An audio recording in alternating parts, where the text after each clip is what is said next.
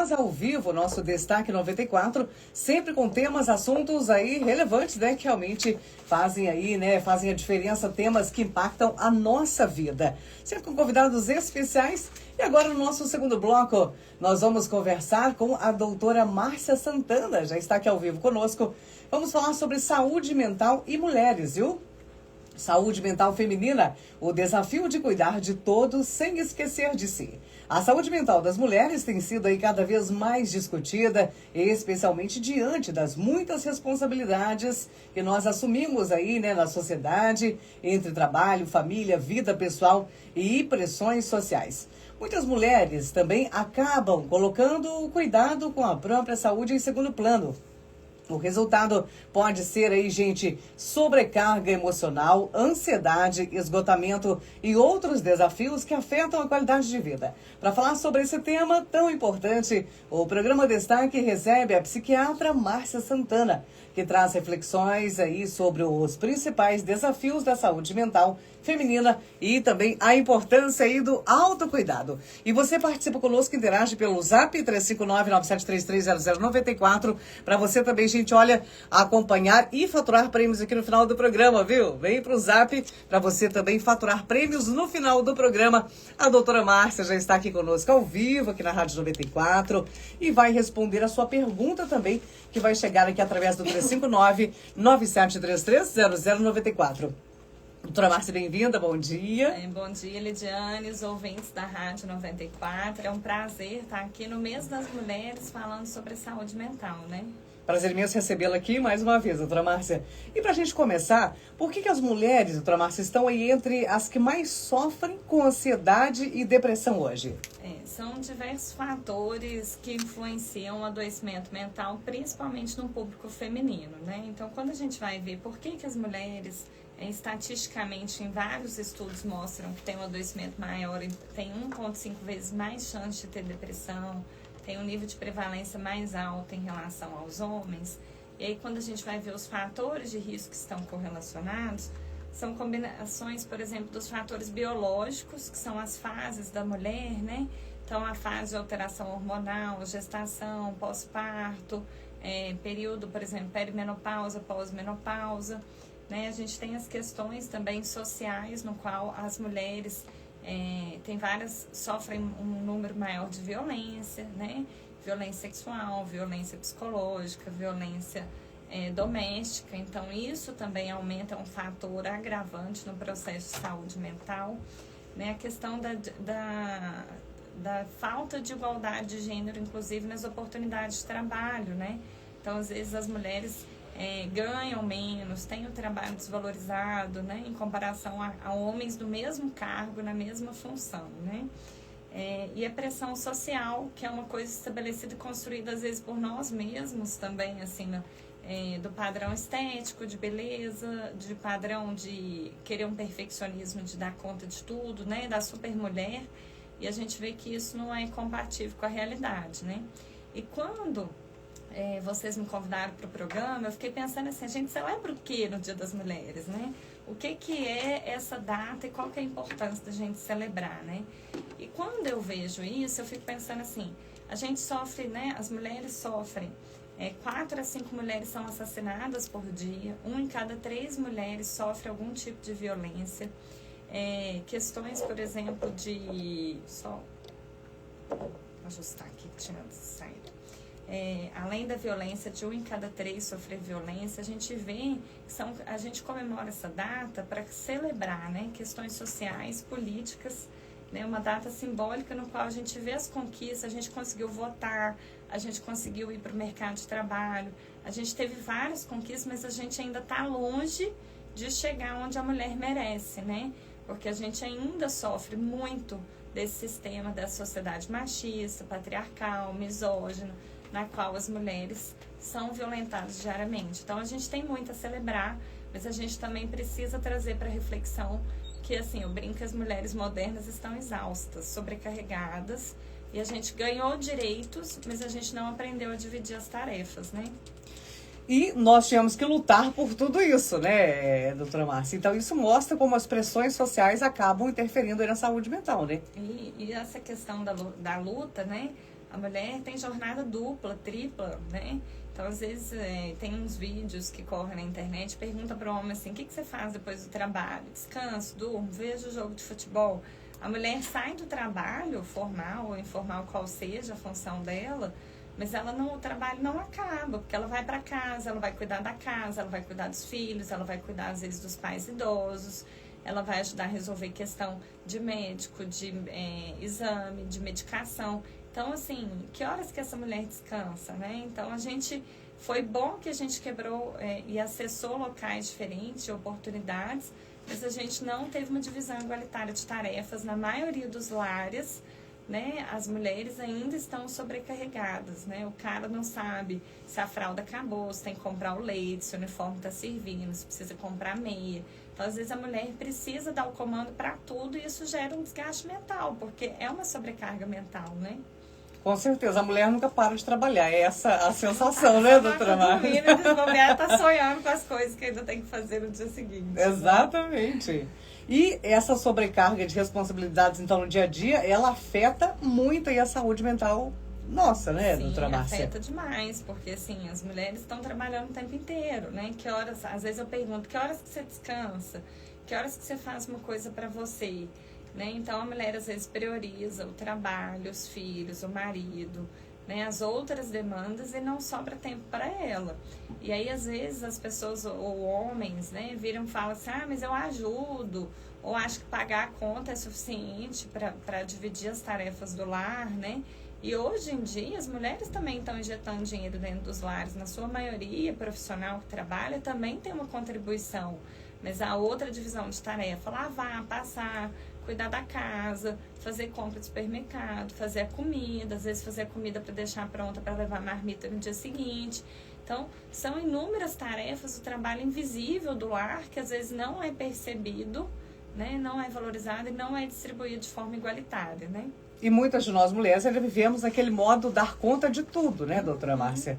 E não tem ali a ajuda, né, do companheiro. Muitas das vezes não tem. E deveriam ser divididas as tarefas também de casa, né, creio eu. E acaba que os sistemas familiares foram educados, as gerações anteriores, né? Às vezes as mães, faz isso, faz aquilo, cozinha, providencia, você tem que cuidar da sua família, da comida e tal, tal, tal. Porém, a gente assumiu mais funções e não redistribuiu as de casa, né? Então, a gente precisa repensar no modelo da família tradicional de como que a gente vai dividir as tarefas de uma maneira mais justa. Então, por exemplo, assim, eu conto exemplo pessoal, já teve vezes minha mãe fala, você tem que fazer isso, isso e isso. Eu falo, não, isso pode ser dividido, não é só a mulher que faz. O homem pode fazer também. Sim, a gente acabou ouvindo muito, né? Na minha casa, o homem, se a mulher cozinhou, o homem lava a louça, ou vice-versa, um ajuda o outro, um arruma a cama, o outro está fazendo outra tarefa. Então, as pessoas têm que aprender a dividir, e aí, às vezes, a pessoa fala assim, mas o cara faz, mas tem que pedir. Gente, tem que pedir já é uma tarefa. Muito cansativo, por sinal. A mulher compra o shampoo, o sabonete, o arroz. Antes de acabar, ela vê lá no banheiro que ela tá usando, que aquilo tá chegando no fim, o desodorante, coisa, ela compra aquilo para a família inteira. Então, a mulher, muitas vezes, antecipa as demandas, mas ela nunca tem quem cuida dela. Quem ajuda a dividir as tarefas dessa sobrecarga? Então, a gente precisa conversar isso e não normalizar, né? E, às vezes, o cara trabalha fora, a mulher é do lar, não quero dar trabalho, porque a pessoa já trabalha. Mas mesmo trabalhando fora, essa pessoa pode contribuir. Não é porque a mulher é do lar que ela não pode pedir o marido ou a pessoa que está junto, quem seja, para dividir as funções, né? Então, assim, a gente tem que ter essas conversas que são difíceis, mas elas são importantes, porque, assim, a super mulher está exausta, está cansada, cabelo caindo, memória ruim, marca compromisso, esquece, as queixas que eu vejo no consultório, né? Perdendo o interesse de fazer as coisas, porque tudo vira uma lista de tarefas. Ao invés dela querer fazer mais uma coisa, é mais uma lista na tarefa de coisas para ela fazer, né?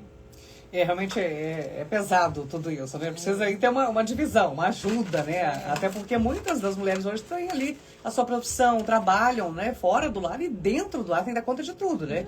As crianças e muito mais. E já respondeu aí então, né? Por que muitas mulheres sentem que precisa ser forte o tempo todo, porque nós gostamos de tudo ali muito perfeito, né, doutora Márcia? Existe uma construção social fantasiosa, tipo assim, que a pessoa tem que ser boa em tudo, dar conta de tudo, e o ter que a gente tem que é uma palavra muito complexa. a gente escolhe. E a gente não vai conseguir ser excelente e perfeito em tudo. Então, às vezes, algum dia eu vou priorizar meu trabalho e às vezes eu vou estar ausente com meus filhos. Mas está tudo bem, porque a família, os filhos estão vendo a mãe também saindo, trabalhando, se realizando, tendo a retribuição, a valorização pessoal e financeira a respeito do que ela decidiu fazer. Então, assim, a gente nunca, a mulher vive de culpas, né, e de cobranças, de ter que dar conta de tudo, e o dar conta de tudo, a gente precisa parar em tudo o quê? Pra quê? Por quê? Pra quem? Como que eu posso reorganizar isso aqui para ser mais leve para mim? Então, a gente conseguir parar e pensar sobre isso e conversar sobre isso com as pessoas que fazem parte daquele sistema familiar é fundamental para a gente mudar os padrões, né? E essa cobrança, ela pesa muito. Tem a cobrança falada e a silenciosa também, né, doutora Márcia? E que a gente cobrança, sente ali, assim, né? às vezes a gente vê outras mulheres, se compara, a rede social cria uma ideia imaginária, nossa, aquela mulher tá dando conta. A gente não sabe como é que ela tá sentindo. Então, eu tenho pacientes que a rede social, a pessoa parece estar ótima, maravilhosa, mas internamente a pessoa está péssima. Então, cuidado com a falsa ideia, né? A grama do vizinho é sempre mais verde, mas a gente não sabe se é verdadeiro ou se é artificial. Então, todos temos dores, dúvidas, questionamentos, coisas a melhorar. Então, assim, essa ideia, fulano dá conta, né? A cobrança do corpo, a cobrança da mulher, né? Cada um tem seu biotipo, cada um tem seu tempo, cada um tem as condições financeiras, o contexto social que a pessoa vai reestruturar para dar conta da vida dela. Então, não dá para eu pôr uma fita métrica e achar que vai ser igual para todo mundo e que todo mundo vai ter que dar conta. E algumas pessoas não vão dar conta. E tá tudo bem pedir ajuda quando eu não estou dando conta. Inclusive é um ato de coragem, né? Permitir sentir-se é um ato de coragem, né, doutora Márcia? Com certeza. E nós mulheres somos, né, realmente muito cobradas, inclusive por próprias mulheres, né, doutora? Existe isso também, né, doutora Márcia? E quais que são ali os principais sinais de alerta ali de que a saúde mental não está bem, que precisa de atenção, doutora Márcia? Os sinais que a gente percebe são alterações de sentimento e de comportamento que a gente vê que persistem mais de 2 semanas e que trazem um prejuízo na rotina ou nas relações interpessoais. Então, tristeza persistente. É normal ter um dia triste, ficou chateado com alguma situação, mas mesmo sem estar acontecendo nada na vida, eu vejo que eu estou triste, angustiada, todos os dias, persistir mais do que 2 semanas, é um sinal de alerta. Irritabilidade ou ansiedade constante, tá? Alterações do sono, cansaço extremo, perda de interesse nas atividades, dificuldade de concentração, sensação de culpa ou de inadequação, isolamento social. São os principais sinais e sintomas que a gente observa e que se vê que isso está persistindo e trazendo um prejuízo funcional, sinal de alerta, busca ajuda. E evita aí o sofrimento, né? O prolongado, né, doutora Márcia? A gente demora, às vezes, para reconhecer que não está bem, que precisa de ajuda. Então, quanto mais precoce a gente identificar, mais rápido a gente intervém, né? E às vezes a pessoa, mas eu quero dar conta sozinho, não quero tomar remédio. Né? Algumas vezes é possível, mas algumas vezes a medicação é necessária. Você não precisa passar por isso com tanto sofrimento. E são fases, né, doutora Márcia? Sim. Quer dizer que vai tomar aquilo ali pro resto da vida. Vai depender da situação. Sim, quanto antes procurar ajuda é melhor, né? Uhum. Regiane está conosco. Boa tarde para você, Lidiane. Boa tarde, doutora Márcia. Tem uma mulher que te inspirou ou inspira aí na sua carreira e por quê? Eu não tenho uma, não. Tenho várias, né? Eu falo que eu sou uma defensora, uma feminista. E tem muitas mulheres que cruzaram meu caminho, que foram exemplos, né? E ninguém é perfeita, tá, gente? Então não tem como a gente referenciar uma pessoa como se aquela pessoa fosse um modelo para tudo, né? Mas eu tenho exemplos na família, né? Minha mãe, minha irmã, minhas tias, primas, minha família é uma família de mulheres muito fortes, guerreiras, né? Na carreira profissional eu tive professoras, mulheres, médicas, assim, sensacionais do ponto de vista de competência técnica, de doçura, de acolhimento, de habilidade de comunicação. Então, eu falo que a gente é um retrato, a gente é fruto do meio de tudo que a gente viveu. Então, a gente aprende com o exemplo positivo, com o exemplo negativo e vai construindo quem a gente quer ser e vai pegando todas essas mulheres que passaram na nossa vida e tentando cada vez ser uma pessoa melhor e ser um exemplo de mulher melhor também para as gerações que estão vindo atrás da gente, né? Com certeza. A Luciana tá aqui, tá perguntando como que a senhora equilibra aí a sua vida profissional e pessoal? Tô na correria e tem dias que eu não consigo. Não é só ela, né, doutora Márcia? Tem hora que eu também não equilibro não, viu, gente? Tem hora que a gente joga uns pratos pra lá e não deu e tá tudo bem. E aceitar que a gente não vai dar conta de tudo. Eu brinquei que hoje, antes de chegar no programa da rádio, eu já queria ser, porque eu já tinha feito tantas coisas até meio-dia que já dava atividade pra semana inteira de relatório, de questões pra resolver e tudo. Mas tem dia que a gente também não dá conta, né? A gente tá tem tudo que bem, organizar, né, assim, dicas que eu faço é fazer planilhas de organização, tem aplicativos tipo Trello, tem gente que faz na agenda, no planner. Então, tudo que eu tenho de compromisso para fazer da semana, o que é importante, o que é prioritário. Tem coisas, às vezes, eu tenho que fazer isso, mas não é urgente, eu posso deixar para fazer daqui 2 semanas. Essa semana tá mais cheia, eu vou reorganizando e sempre incluindo na agenda um tempo para mim. Então, todos os dias eu tenho na agenda 1 hora, pelo menos 1 hora de alguma coisa que eu vou fazer para mim. Então, um dia vai ser yoga, outro dia vai ser academia, um outro dia vai ser alguma massagem. Então, a gente tem que buscar, né, assim, onde que eu recarrego minhas baterias para dar conta de tudo que eu quero fazer, né? Então, né, tenho relacionamento, sou professora, tenho consultório. Então, são muitas funções e aí a gente também tem que lembrar de ter um tempinho nessa agenda pra gente. Tem que ser prioridade. Né? Porque senão não vai dar conta. De onde está vindo aí, né? Pra gente. É verdade. Temos aqui também mais perguntas, vamos colocá-las no ar daqui a pouquinho. E, doutora Márcia, quais que são ali os principais sinais de alerta ali de que a saúde mental não tá bem, né? Nós já falamos sobre isso. E um cansaço normal. Como diferenciar ali o cansaço normal de um possível esgotamento emocional? O cansaço normal, quando eu tenho um tempo para descanso, uma folga, um final de semana, uma viagem, algum momento que eu tiro de relaxamento e descanso fora de compromisso, ele é suficiente para reparar e eu voltar para as minhas atividades me sentindo bem. Quando a gente fala de esgotamento psíquico, né, a palavra é muito atrelada ao burnout. Burnout é uma síndrome de esgotamento físico-mental, que é atrelada ao trabalho, e às vezes a gente também é complexo, porque assim, é muito difícil a gente isolar que isso é só do trabalho. Porque se a mulher é do lar, o trabalho dela é um trabalho doméstico, né, e ela pode estar com esse esgotamento físico e mental também. Então, a diferença do cansaço, do esgotamento, mesmo doença, é que mesmo com tempo adequado de descanso, ele não é suficiente, a pessoa continua cansada, tá? Com fadiga persistente, sensação de sobrecarga constante, sensação de perda de motivação, perde o interesse, faz as coisas na obrigação, no automático. Então, aquilo que eu amava fazer, eu começo a fazer já sem ter aquele prazer, aquele tesão, aquela alegria de estar fazendo aquilo.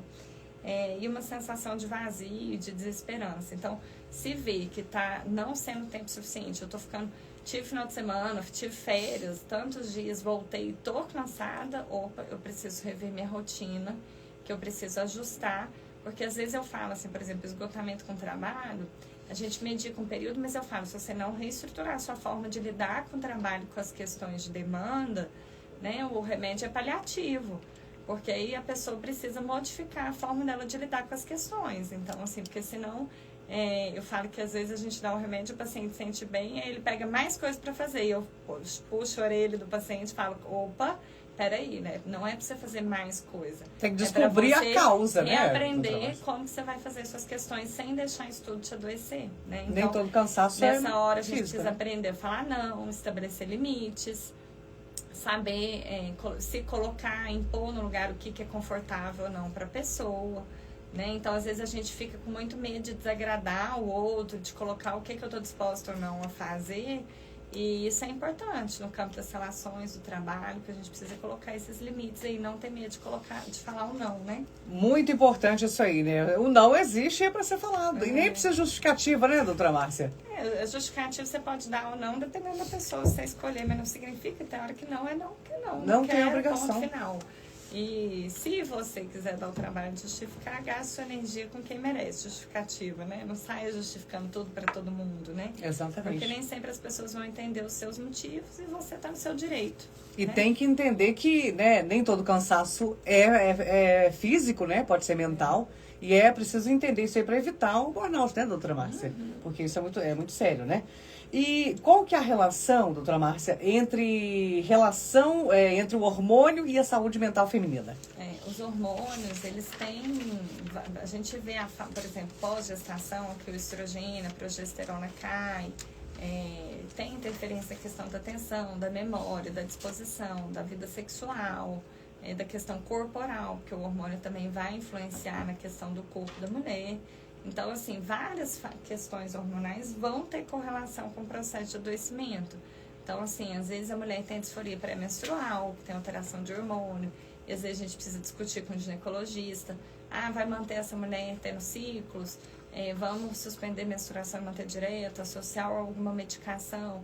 Então, assim, a gente troca muita ideia com essas fases diferentes da mulher, de adaptar o que está sendo confortável para ela, né?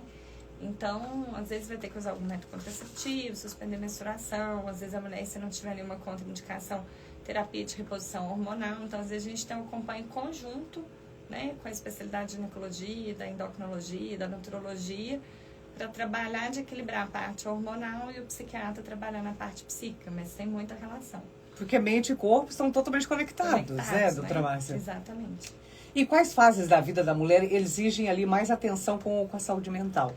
A adolescência, todas são importantes, né? Mas as principais aqui que eu vou citar, a adolescência, que é uma fase de construção da identidade, né, do eu. A período gestacional e pós-parto, é importante a gente saber diferenciar o blues puerperal, o baby blues, da depressão pós-parto. Então, assim, quando a mulher tem o filho nasce, a placenta, que é um órgão que produz muito hormônio durante o período gestacional, ele é retirado e a queda de hormônios estrogênio e progesterona é muito brusca e muito intensa. Então, é normal o blues, assim, no segundo, no quinto dia pós-parto, a mulher tem labilidade emocional, choro fácil, ficar mais sensível, mas é um quadro autolimitado, não interfere no vínculo da mãe com o bebê, ela dá conta de fazer as funções dela e dura geralmente 2 semanas. A depressão pós-parto já é um quadro mais intenso, tá? É como se fosse a apresentação do blues mais acentuada de sintomas, de angústia, de ansiedade, de irritabilidade. Sentimentos, às vezes, pode dar negativos em relação à mãe com o bebê e prejudicar a assistência da mãe com o bebê. Pensamentos até de suicídio pode acontecer, de achar que não vai dar conta, né? Da privação de sono, da mudança de vida. E pode aparecer até 12 meses pós-parto. Então, assim, pode iniciar logo em seguida, mas pode iniciar um tempo depois. Então, assim, a gente precisa ficar atento, né? Assim, todo mundo olha para o bebê e esquece de olhar para a mãe, que essa mulher precisa de muitos cuidados para dar conta dessa vida que ela acabou de gerar. Então, assim, viu que tá o marido, irmã, mãe, sogra, vê que a puérpera tá muito chorosa, isolada, não querendo conversar, isso está persistindo, conversar com o ginecologista e se precisar ir para o psiquiatra também.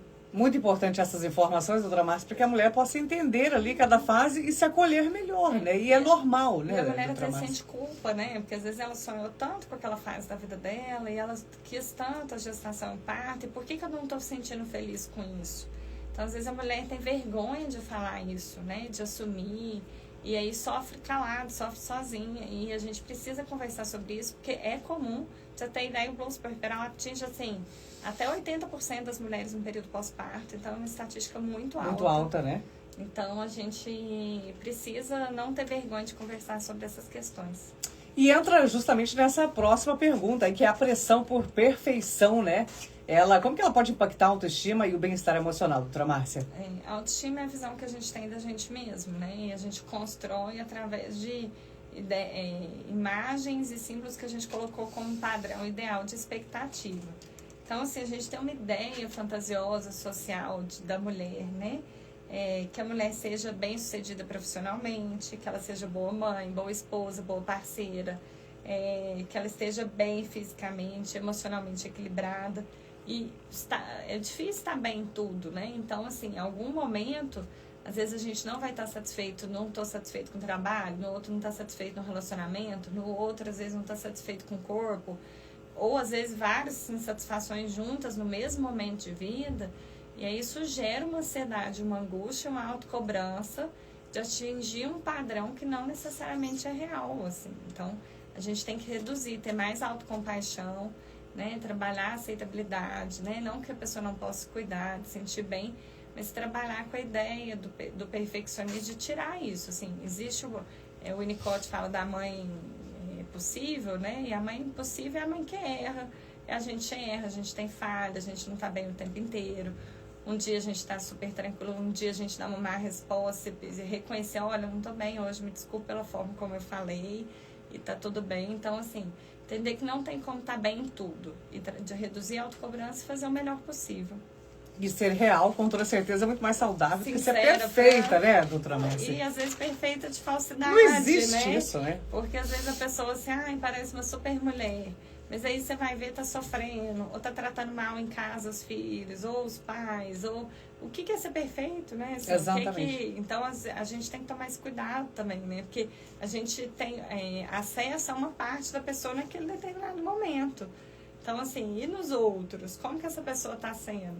E não chegaremos, né? À perfeição. O único perfeito é Jesus, é Deus, né? Que foi feito até o fim. Né? Perfeito significa feito até o fim, né? Porque ele foi crucificado. Exatamente. Então, assim, não tem como. Que, assim, faça o melhor possível do que você deseja, do que você dá conta, do que te faz feliz.